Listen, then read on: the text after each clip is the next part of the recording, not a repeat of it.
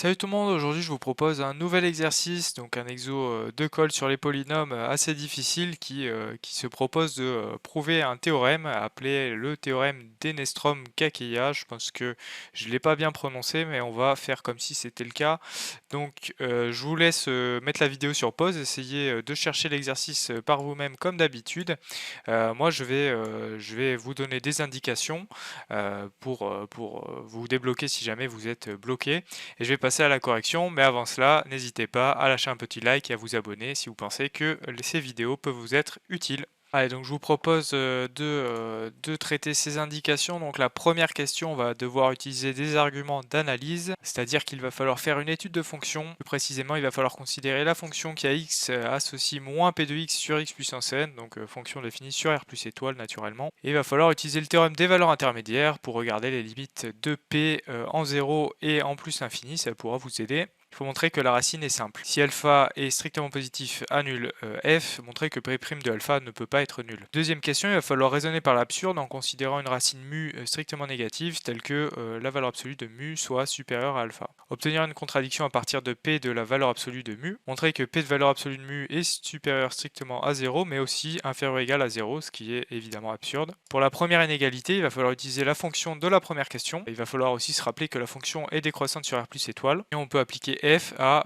valeur absolue de mu qui est strictement supérieure à alpha. Deuxième inégalité, on va pouvoir majorer la valeur absolue de mu à la puissance n. Mu est racine de p. Pour la troisième question, il va falloir utiliser la deuxième question. Construire un polynôme de la forme de p n'admettant qu'une unique racine alpha strictement positive. Poser alpha le max du coup des ai sur ai-1 et considérer p de x égale x moins alpha fois g de x. Justifier que si xi est racine de g, alors l'inverse eta, donc 1 sur xi, est lui-même racine de a0 plus a1, x plus etc. plus a n-1, x puissance n-1 et ainsi conclure le théorème. Allez, donc on est parti pour la première question. Donc on va essayer de voir ce qui se passe avec des petits degrés.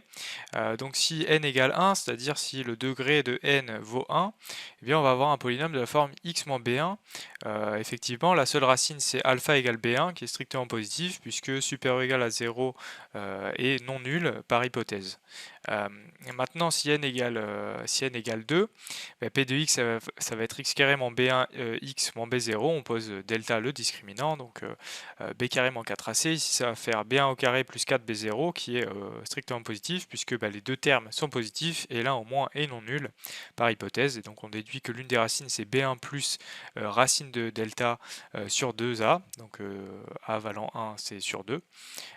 Et ça, c'est bien strictement positif. Par contre, l'autre racine, elle est négative, mais j'ai envie de dire qu'on s'en fiche. Donc, bon, si n égale 1, si n égale 2, on voit ce qui se passe, mais on aimerait raisonner par récurrence à partir de là, mais ça ne va pas fonctionner parce qu'on n'a pas de formule si n égale 3 ou si n égale 4, et même si n égale 5, on n'en a pas du tout qui existe d'après les travaux de Galois. Mais donc, c'est que c'est pas la bonne méthode. Donc on revient à ce qu'on doit montrer. On doit montrer que un polynôme admet une unique racine en fait positive. Donc ça revient en fait à peut-être utiliser le théorème des valeurs intermédiaires, donc utiliser des arguments d'analyse. Donc on va utiliser les outils d'analyse réelle, sachant que bah, trouver une racine, ça revient à montrer que la fonction polynomiale admet un 0 sur R plus étoile. Donc on va poser f, donc on pourrait poser la fonction qui a x va associer p de x, mais on ne va pas pouvoir conclure. Donc l'idée ici, ça va être de diviser par x puissance n. Pourquoi? Bah parce qu'en fait ce x puissance n il va permettre quand on s'approche de 0 de passer directement vers l'infini et ainsi pouvoir utiliser le théorème des valeurs intermédiaires. Donc on va voir comment. Donc on va montrer que donc en fait montrer que p admet une racine simple alpha qui est strictement positive et qui est simple revient à montrer qu'il existe un unique alpha strictement positif, c'est que f de alpha vaut 0, puisque bah, si f de alpha vaut 0, bah, c'est que p de alpha vaut 0. Mais la dérivée par ailleurs p' de alpha n'est pas nulle, sinon bah, la racine ne serait pas simple, elle serait au moins double. Donc on va simplifier, ça donne quoi? Moins p de x sur x puissance n, ça donne moins 1 plus la somme du coup des bk x puissance moins k. On va utiliser le théorème des valeurs intermédiaires. Donc si on fait tendre x vers 0, c'est bien l'idée, c'est que on va récupérer plus infini, et par contre pour x qui tend vers plus infini, on va récupérer moins 1. Donc en appliquant le théorème des valeurs intermédiaires, sachant qu'une telle fonction elle est continue sur R plus étoile, strictement décroissante sur R plus étoile, puisque c'est une somme de fonctions qui sont décroissantes par la présence des inverses x puissance moins k, dont une au moins est strictement décroissante. Donc on va pouvoir en déduire par théorème des valeurs intermédiaires que f admet un unique 0 alpha sur R plus étoile. Et par ailleurs, on va vérifier que P' de alpha ne s'annule pas. P' de alpha, ça donne quoi? Ça donne moins la somme du coup des k bk x puissance moins k moins 1. Et donc au final, c'est négatif. Pourquoi? Parce que les bk sont supérieurs ou égaux à 0 et que l'un au moins est non nul. Par hypothèse, et donc alpha c'est bien une racine qui est simple, et donc on a montré qu'il existait un unique alpha strictement positif, tel que P de alpha soit égal à 0. Ah, donc on est parti pour la deuxième question. Donc on va considérer mu une racine négative de P, et on va raisonner par l'absurde et supposer que la valeur absolue de mu est supérieure strictement à alpha.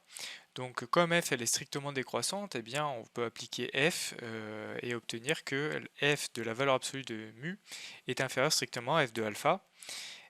Donc f de alpha ça vaut 0 par hypothèse, et f de mu, donc valeur absolue de mu, ça donne moins p de valeur absolue de mu sur mu puissance n. Donc mu puissance n étant positif, ça ne change pas le signe des inégalités. Par contre le moins, ça va permettre de récupérer p de valeur absolue de mu strictement positif.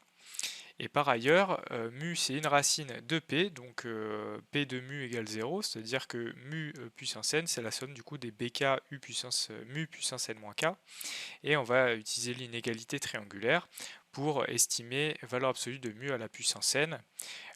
Donc c'est du coup inférieur à la somme des bk valeur absolue de mu puissance n moins k. On a utilisé l'inégalité triangulaire à gauche, enfin à droite pardon, pour transformer l'égalité en inégalité, parce que c'est ce qui nous intéresse. Maintenant, si on rapatrie les termes du même côté, on se rend compte qu'on a estimé P de valeur absolue de mu, et on a montré que c'était inférieur ou égal à 0. Donc on a une contradiction, puisqu'on a P de valeur absolue de mu strictement positif, et à la fois négatif ou nul. Donc c'est bien que c'est absurde, et donc c'est que valeur absolue de mu est inférieure ou égal à alpha. Et donc on a montré que pour toute racine donc de P qui était négative, la valeur absolue de mu était inférieure ou égale à alpha. Et d'ailleurs, l'inégalité, elle ne peut pas être stricte. Pour ça, on va essayer de trouver donc lambda strictement positif, une racine d'un polynôme bien choisi. Alors, on va essayer de montrer que moins lambda peut aussi l'être, donc c'est-à-dire peut aussi être racine du polynôme, de sorte que la valeur absolue de mu, dans ce cas-là, ce soit la valeur absolue de moins lambda, c'est-à-dire que ce soit égal à, à valeur absolue de lambda, c'est-à-dire à lambda. Donc en l'occurrence, il y a un polynôme. Les polynômes qu'on doit chercher, ils sont de degré, donc d'un terme et de degré pair, pour pouvoir simplifier le moins et le transformer donc en plus. Donc l'idée, ça va être de poser le polynôme le plus simple possible. P de x égale x puissance 2n moins 1, donc ce terme-là, il est pair. Enfin, le degré là, de ce terme-là, il est pair. Donc effectivement, on a deux racines. On a beaucoup de racines, mais les plus intéressantes, c'est 1 et moins 1, qui sont effectivement des racines. Ça montre bien que l'égalité stricte, elle n'est pas vérifiée. Allez, corrigeons cette dernière question. L'idée ici, ça va être de se ramener à la question précédente. Il n'y a pas de secret. On va résumer ce qu'on a montré à la question 2, donc, et aussi ce qu'on aimerait montrer à la question 3. Donc on a montré que pour tout P, un polynôme à coefficient réel, donc qui s'écrit sous la forme x puissance n moins la somme des bk x puissance k, avec les bk tous supérieurs ou égaux à 0, dont l'un en moins est non nul, alors on a montré qu'il existait une unique racine alpha strictement positive, qui en plus est simple, et on a montré que pour toute racine mu strictement négative, alors en valeur absolue de mu, mu était inférieur ou égal à alpha. Donc ça c'est ce qu'on a montré, et nous qu'est-ce qu'on aimerait montrer dans cette question 3? On aimerait montrer que si tous les coefficients de g de x, donc qui s'écrit sous la forme a0 x puissance n-1 plus etc plus n-1, un polynôme donc à coefficient réel, si tous ces coefficients ils sont strictement positifs, alors pour toute racine xi de ce polynôme, la valeur absolue de xi est donc comprise entre les min et les max des coefficients, donc des rapports des coefficients. Donc bon, soit, c'est ce qu'on aimerait montrer.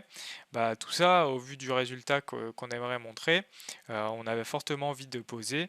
Ici, vous voyez, donc on a montré, donc, on montre pour toute racine mu en valeur absolue mu est inférieur ou égal à alpha, et là pour toute racine xi, on aimerait xi inférieur ou égal à ça, donc on a l'idée de poser alpha égale le max du coup des AI sur AI moins 1, comme ça on aura cette égalité là qui est prouvée peut-être. Donc on va essayer de poser alpha ça, et on va essayer de se ramener donc à ce qu'on a vu au-dessus, à la question 2. Donc il faut considérer un polynôme dont alpha est la seule racine positive.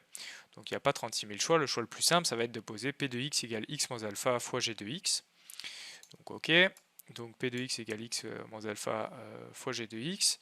Donc ça donne quoi? Ça donne x moins alpha fois, donc on remplace g de x est à 0 x puissance n moins 1 plus etc plus n moins 1, et ensuite on va développer. Ça va donner ce résultat là. Et il reste à montrer que les coefficients du polynôme sont positifs, enfin plus exactement alpha à 0, moins à 1, etc. Pour cela, il va falloir utiliser par définition de alpha, donc qui est le max des AI sur AI-1. Par définition, alpha est supérieur ou égal à donc, AI sur AI-1 pour tout i. Donc en multipliant par AI-1, enfin les AI étant tous positifs, on récupère que alpha AI-1 moins AI est supérieur ou égal à 0. Donc en fait tous les termes ici vont être positifs. Donc on ne considère pas les moins, hein. Quand je dis que c'est positif, c'est alpha à 0 moins à 1, etc. Tous ces termes-là, ils sont positifs. Donc on va pouvoir utiliser le théorème. Le théorème, qu'est-ce qu'il nous dit? Il nous dit que si xi est racine de p, c'est-à-dire racine de g, alors la valeur absolue de xi est inférieure ou égale à celle, donc à alpha, c'est-à-dire que xi est inférieur ou égal en valeur absolue au max du coup des AI sur AI moins 1. Donc on a obtenu la première partie de l'inégalité qu'on voulait obtenir. Maintenant, il nous faudrait trouver la deuxième partie de l'inégalité. On n'a pas le droit de toucher au polynôme, il va falloir essayer de trouver un argument un peu plus malin, sans changer de polynôme. Mais pour ça, l'idée, ça va être d'essayer de montrer, de trouver une inégalité semblable sur l'inverse, sur 1 sur xi. Donc pour ça, on a vu que xi, par hypothèse, si xi est une racine de g, g de xi vaut 0. Donc ça veut dire à 0 xi n-1, etc. plus n-1 vaut 0. Donc si on multiplie par xi puissance a-n, eh bien si on divise du coup par xi puissance n-1, eh bien on va obtenir ça. Xi étant évidemment une racine non nulle, eh bien on va obtenir cette égalité là, et ça montre quoi? Ça montre du coup que xi moins 1 c'est la racine du polynôme à 0 plus à 1 x plus etc plus à n moins 1 xi puissance n moins 1 etc. Donc bon, là j'ai parlé de x à l'oral, mais en fait c'est plus astucieux de les noter y, bien que rien ne soit faux quand on parle de x. Donc c'est bien ce que je dis, 1 sur xi est racine de a0 plus a1 xi plus a n-1 xi puissance, y puissance n-1, pardon. Donc ça veut dire que eta en valeur absolue c'est inférieur ou égal au max des ai-1 sur ai. Et le max des ai-1 sur ai, en fait c'est l'inverse du minimum du coup des ai sur ai-1. Et là, il va falloir, du coup, on a récupéré du 1 sur xi, ici du 1 sur le minimum de ai sur ai-1, donc il va juste nous falloir appliquer l'inverse. Ça va changer le signe des inégalités, on va récupérer l'autre côté de l'équation que l'on voulait. Et donc on a bien prouvé le théorème que l'on voulait, à savoir que pour toute racine xi, elle est bien comprise en valeur absolue entre le min et le max des coefficients ai sur ai-1 pour i parcourant 1 jusqu'à n-1. Voilà, donc c'est fini pour cet exercice qui est assez intéressant, qui donne un théorème de localisation des racines pour un polynôme qui a des hypothèses plutôt lourdes, mais on voit que c'est quand même un exercice qui est vraiment intéressant et qui permet de travailler sur des notions abstraites sur les polynômes. Donc on a vu pas mal de trucs à savoir refaire, ça pourrait être un exercice d'écrit, mais bon, il est plutôt donné à l'oral. Donc en tout cas, j'espère que tu auras appris des choses. N'hésite pas à t'abonner, à liker, à mettre la cloche. J'espère te retrouver sur une prochaine vidéo de maths ou de physique. Salut!